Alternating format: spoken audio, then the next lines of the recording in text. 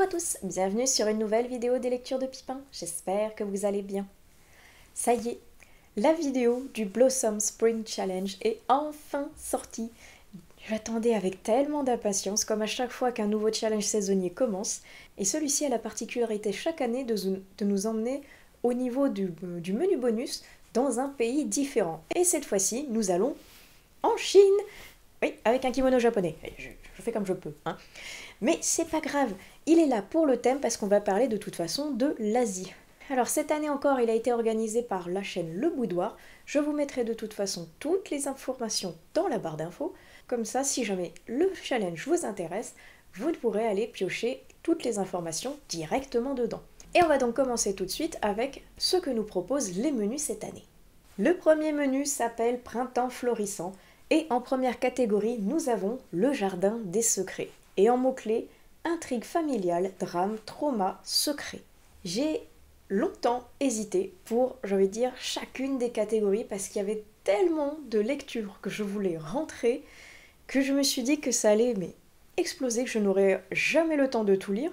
Déjà qu'en temps normal, si je mets qu'un titre ou deux, j'ai pas le temps de tout lire. Alors, on va se calmer.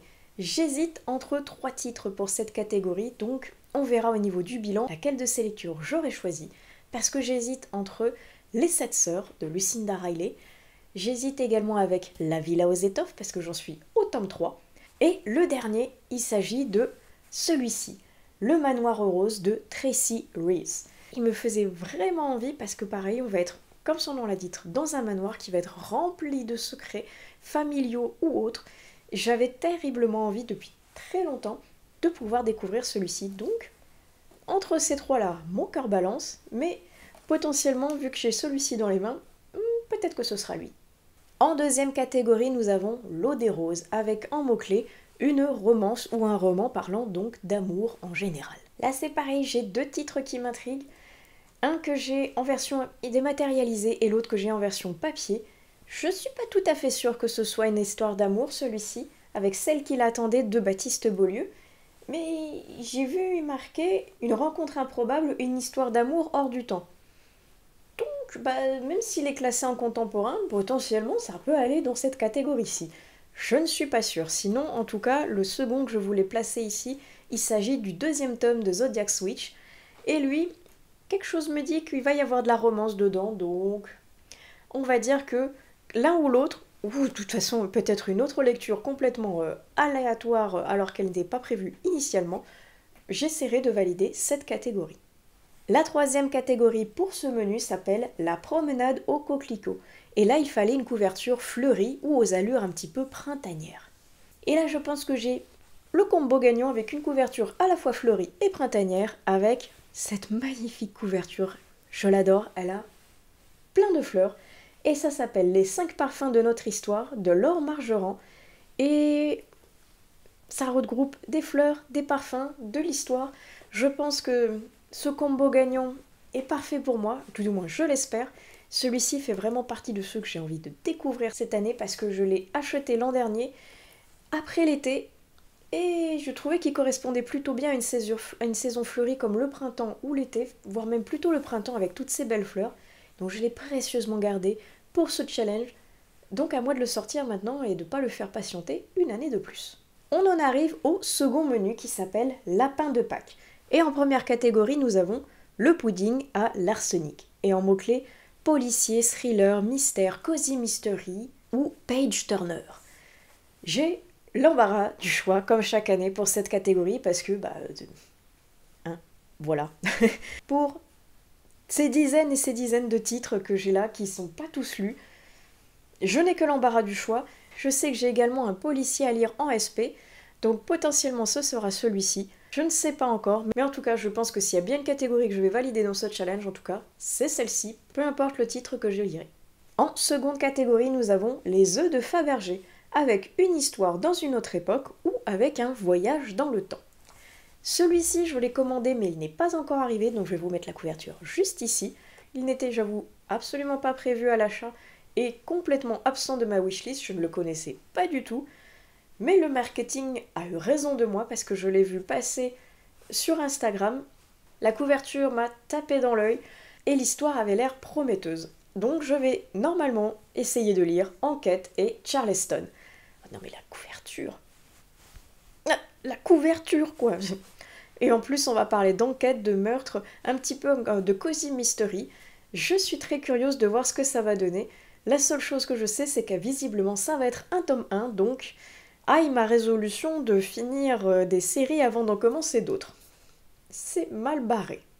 En troisième catégorie, nous avons Sugar Sugar Rune, où là il faut lire quelque chose dans du graphique, que ce soit du manga, un comics, un roman graphique, une BD, ou comme elle nous le disait pendant la présentation du Blossom, vu que cette année le thème c'est la Chine, on peut également lire tout ce qui est manhwa, ou peu importe, manhwa pour la Corée ou autre, bref, quelque chose de graphique. Et j'ai très envie de lire la suite de Les Carnets de l'apothicaire, dont j'attends la suite avec la plus grande des impatiences, et pour le moment ma médiathèque n'a pas acheté le dernier tome.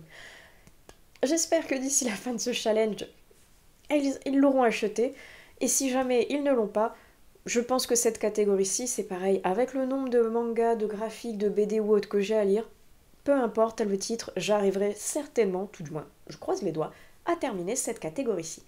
On en arrive au troisième menu qui s'appelle Un vent d'air frais. Et en première catégorie, Clip Clap Clip, Pluie d'avril, avec littérature jeunesse ou livre doudou en mots-clés. Et là, je pense que je vais vous faire durer un petit peu le suspense, parce que je sais quel livre je voudrais lire, mais je ne vais pas vous le dire. Oui, c'est très méchant, je sais, de faire un gros teasing comme ça, surtout que le bilan, il n'arrivera pas avant certainement le mois de juin. Donc, ça va vous faire un petit peu d'attente, un petit peu beaucoup, ouais même. Mais sachez juste que je vais lire un livre de ma jeunesse qui fera certainement l'objet peut-être d'une vidéo ou d'une partie de vlog, mais en attendant, j'ai un concept dans la tête qui va rentrer donc dans cette catégorie-ci, mais je ne vous dirai pas lequel. Deuxième catégorie de ce menu, vider les valises avec un livre d'un challenge précédent que l'on n'a pas lu. J'adore cette catégorie. Elle est vraiment géniale parce qu'il y a systématiquement plusieurs livres que je n'ai pas eu le temps de lire, donc je n'ai que l'embarras du choix. J'espère que cette fois-ci, je vais réussir à le lire parce que ça fait un bout de temps qu'il traîne dans mes pales, que je viens de recevoir le tome 2, donc je n'ai toujours pas lu le tome 1, ce qui veut dire qu'il est temps pour moi de lire le premier tome de L'Empire du Vampire de J. Christophe. J'ai trop envie de le découvrir, il a l'air absolument génial. Il n'est pas trop, oui, dans la période printanière, mais je m'en fous. Ça fait partie des lectures que j'ai pas réussi à lire dans le challenge précédent. J'ai envie que ce soit possible de le lire pour ce challenge. Et surtout pour pouvoir lire le tome 2 après, parce que je vous disais, j'ai un feeling pour celui-ci, peut-être que je vais me tromper, mais je sens que je vais l'adorer. C'est pour ça d'ailleurs que j'ai acheté le tome 2 sans même avoir lu le tome 1. Je sens que je vais l'aimer, donc à moi de le sortir pour savoir si je me suis complètement plantée ou non. La dernière catégorie pour ce menu se nomme Voyage en Asie, et comme son nom l'indique, il faut trouver une histoire qui se passe en Asie, ou alors qui a été écrite par un auteur ou une autrice asiatique. Et là j'ai le combo gagnant parce que j'ai à la fois une autrice asiatique et une histoire qui se passe en Asie, avec Little You de Xiaba. C'est le premier tome, ça a l'air d'être un très joli manhwa, franchement, regardez-moi cette merveille. Il a des très très jolis petits dessins et surtout à début, ah oui voilà, regardez, c'est trop beau. Les pages colorées, waouh. Et ça fait très printanier comme ça avec les fleurs de glycine. Donc je sais pas tout à fait de quoi ça parle, mais je l'avais repéré depuis un petit bout de temps à ma médiathèque. Vu qu'il est jalonné de petites fleurs comme ça, je me suis dit qu'il serait parfait pour le printemps et qu'en plus, il se passe en Chine. Franchement, il est nickel pour ce challenge. On en arrive au dernier menu de cette année qui est concentré cette fois-ci autour de la Chine. Donc les trois catégories sont autour de la Chine, avec en première la cité interdite, où en mots-clés il nous faut lire quelque chose autour d'une intrigue impériale, de la royauté, du petit peuple ou du wuxia. Et alors là, je suis pas tout à fait sûre que ça se passe au niveau de la Chine, mais en tout cas on a une intrigue royale et impériale, parce que j'ai bien envie de découvrir Six Crimson Cranes, dont je vous mets la magnifique couverture juste ici. Et si je vous le présente en version anglaise, c'est parce que je l'ai en VO. Mais sachez que si vous intéresse, il a été traduit en français sous le titre de Six couronnes écarlates. quelque chose comme ça. Je vous mets la couverture française juste ici, au cas où ça vous intéresse. Mais honnêtement, comme je l'avais déjà en anglais, j'avais pas envie de le racheter en français, et je préfère la couverture anglo-saxonne à 200%, même si c'est vrai que la VF est vraiment très jolie et très printanière également.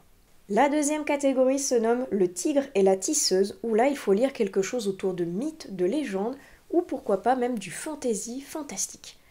Et là j'ai pas mal galéré, pas parce que je ne savais pas quoi y mettre, mais justement parce que j'avais trop de choses que je voulais mettre, qui n'étaient pas tout à fait en rapport avec l'Asie et encore moins avec la Chine, parce que j'ai assez peu de livres qui tournent autour de la Chine. Même si mes études, je les ai fait sur du chinois, j'en ai bouffé du livre sur la Chine et j'en ai revendu beaucoup. Donc j'en ai plus des masses que je n'ai pas lues en tout cas.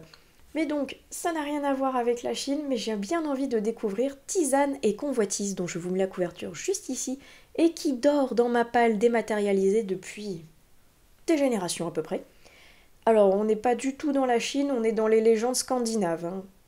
Je suis un petit peu trompée de thème et de pays, mais il me fait envie, et je pense que je peux avoir quelque chose au niveau de la Chine également, mais pour le moment, je n'en avais pas trouvé.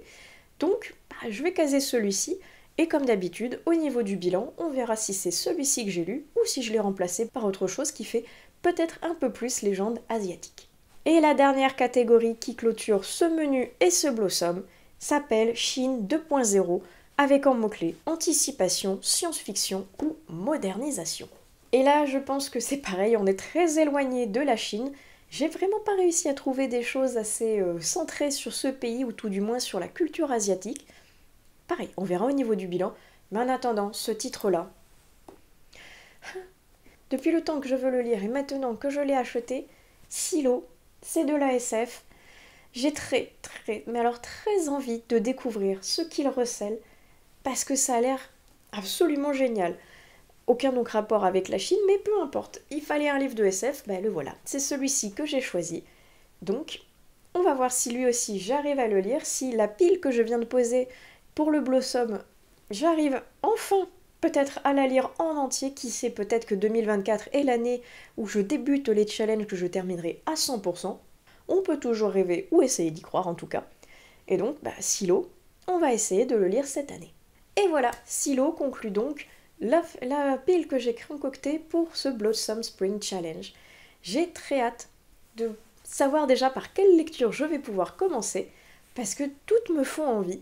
Alors, je sais qu'il y a également un bingo qui est disponible si jamais on n'est pas trop inspiré pour l'une des catégories présentes dans les 4 menus principaux. Et si jamais justement on hésite un petit peu, qu'on n'a pas du tout de livre, ou qu'on est vraiment complètement perdu au niveau des titres ou des auteurs à mettre dedans, eh bien on peut switcher et replacer une catégorie par celle du bingo. Je vous l'afficherai juste ici, mais de toute façon il fera partie des liens qui seront au niveau de la barre d'infos. Et sinon, comme je vous disais, Silo venait conclure mon Blossom. C'est une jolie palle qui, de toute façon je pense comme pour tous les challenges, va bouger en cours de route. Donc on verra bien au niveau du bilan ce que j'ai réussi à lire, si j'en ai remplacé par d'autres ou non, et surtout, est-ce que ce sera le premier challenge que j'aurai fini à 100%. Wait and see, nous verrons au niveau du bilan. En attendant, j'espère que cette vidéo vous aura plu. N'hésitez pas à utiliser la section des commentaires pour me dire si vous aussi vous participez au Blossom Spring Challenge, que je puisse aller voir si vous avez concocté une petite palle, et que je trouve peut-être d'autres livres, d'autres inspirations, notamment asiatiques, pour compléter le mien. Sinon, n'hésitez pas à utiliser également la section des commentaires pour qu'on échange ensemble au niveau de ce challenge, au niveau des lectures sélectionnées. Si vous en avez d'autres, pourquoi pas à me proposer. Je vais donc conclure sur ces paroles en vous souhaitant d'excellentes prochaines lectures, et on se retrouve dans une prochaine vidéo des lectures de Pipin. Allez, ciao!